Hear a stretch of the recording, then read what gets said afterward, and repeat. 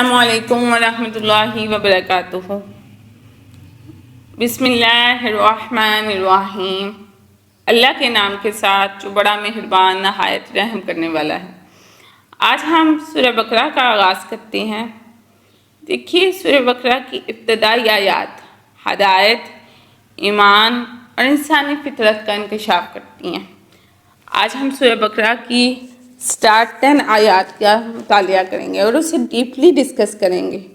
یہ آیات نہ صرف قرآن کی پیغام کی بنیاد فراہم کرتی ہیں بلکہ انسانی فطرت، عقل و دل اور رویوں کے سائنسی پہلوؤں کو بھی اجاگر کرتی ہیں۔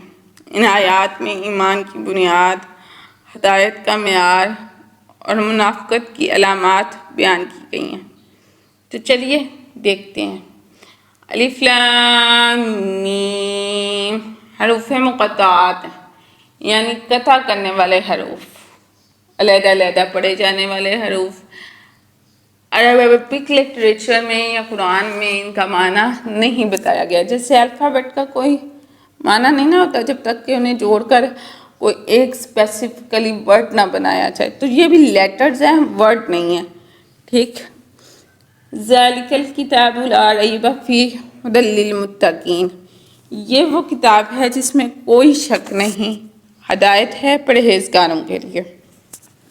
اللہ سبحانہ وتعالیٰ نے قرآن کی عظمت کو بیان کرتے ہوئے کہ یہ وہ کتاب ہے جس میں کوئی شک نہیں، نو ڈاؤٹ، یہ صرف ان لوگوں کے لیے ہدایت ہے جو تقویٰ رکھتے ہیں، یعنی جن کے دل اللہ کے خوف سے نرم ہیں۔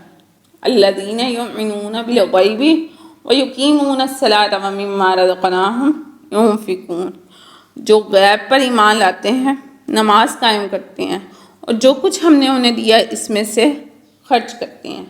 وَالَّذِينَ يُؤْمِنُونَ بِمَا أُنزِلَ إِلَيْكَ وَمَا أُنزِلَ مِن قَبْلِكَ وَبِالْآخِرَةِ هُمْ يُوقِنُونَ، اور جو ایمان لاتے ہیں اس پر جو ہم نے آپ پر نازل کیا اور ان پر جو آپ سے پہلے نازل کیا گیا، اور وہ آخرت پر یقین رکھتے ہیں۔ تو ان دونوں آیات میں ہدایت انہی لوگوں کو ملتی ہے جو غیب پر ایمان رکھتے ہیں، نماز قائم کرتے ہیں، اللہ کی راہ میں خرچ کرتی ہیں، اور صرف قرآن ہی نہیں بلکہ سابقہ وحیوں یعنی تورات، انجیل اور زبور پر ایمان رکھتے ہیں۔ آخرت پر یقین ان کے عمل کو نکھارتا ہے۔ یہی لوگ اپنے رب کی طرف سے ہدایت پر ہیں اور یہی فلاح پانے والے ہیں۔ اولئک علی ھدی من ربہم واولئک ھم المفلحون، یہی لوگ ہیں جو کامیاب ہیں دنیا میں بھی اور آخرت میں بھی۔ ان الذین کفروا سواء علیہم اانذرتہم ام لم تنذرہم لا یؤمنون، جن لوگوں نے کفر اختیار کیا ان کے لیے برابر ہے آپ انہیں خبردار کریں یا نہ کریں، ڈرائیں یا نہ ڈرائیں، وہ ایمان نہیں لائیں گے۔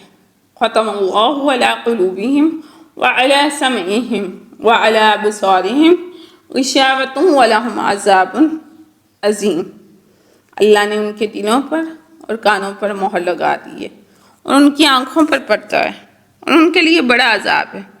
کچھ ایسے لوگ بھی ہیں جنہوں نے کفر کا راستہ اختیار کیا ہے، ان کے لیے نصیحت برابر ہے کیونکہ اللہ نے ان کے دلوں، کانوں اور آنکھوں پر مہر لگا دی ہے۔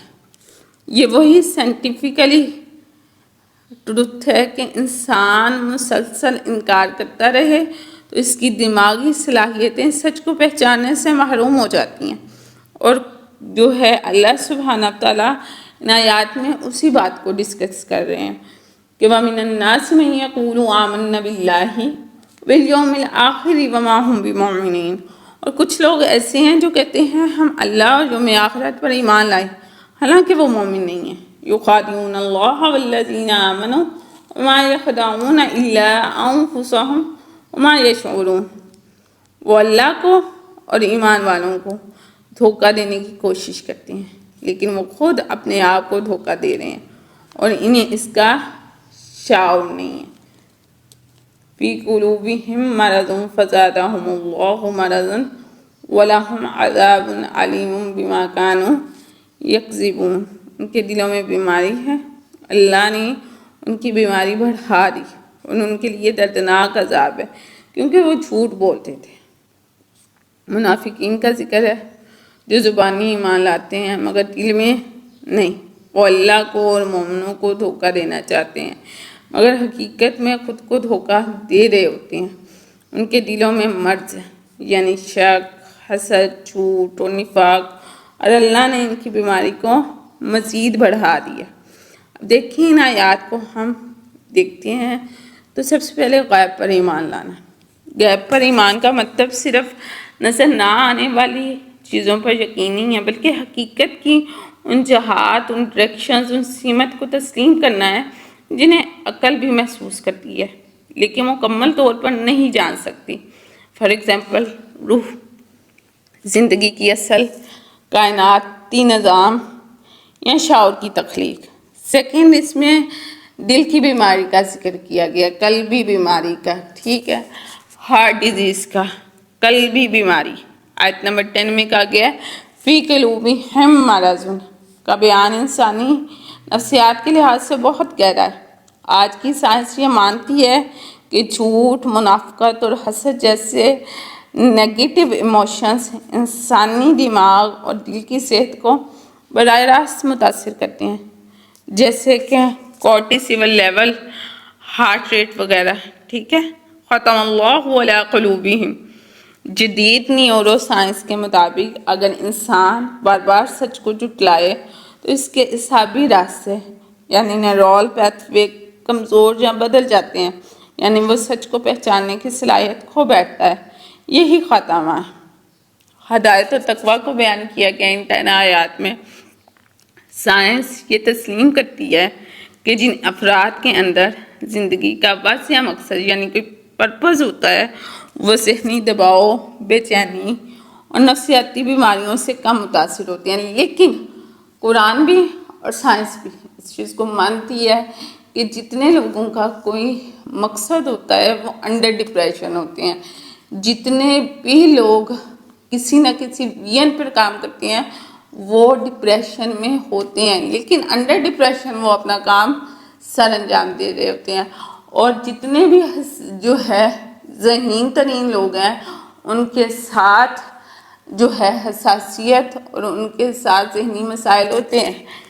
آئنسٹائن اپنے جو ہے تھراپسٹ سے اکثر کہا کرتا تھا کہ میں نے جتنے ذہین ترین لوگ دیکھے ہیں ان کے اندر میں نے نفسیاتی مسائل بہت زیادہ دیکھے کیونکہ وہ قدرت کے اصولوں پر بہت زیادہ سوچتے ہیں۔ قرآن نے ہدایت کو متقی لوگوں کا خاصہ قرار دیا، اور متقی وہ ہوتا ہے جن کی زندگی مقصد کے ساتھ جڑی ہوتی ہے، یعنی ڈپریشن ہے، انڈر ڈپریشن ہے لیکن اپنا کام کر رہے ہیں۔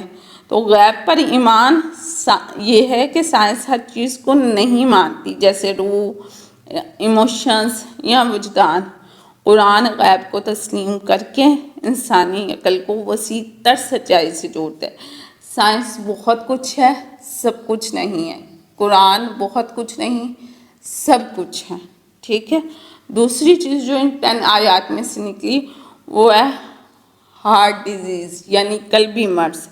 نفسیاتی تحقیق بتاتی ہے کہ حسد، جھوٹ اور نفاق جیسے رویے انسانی صحت کو نقصان پہنچاتے ہیں۔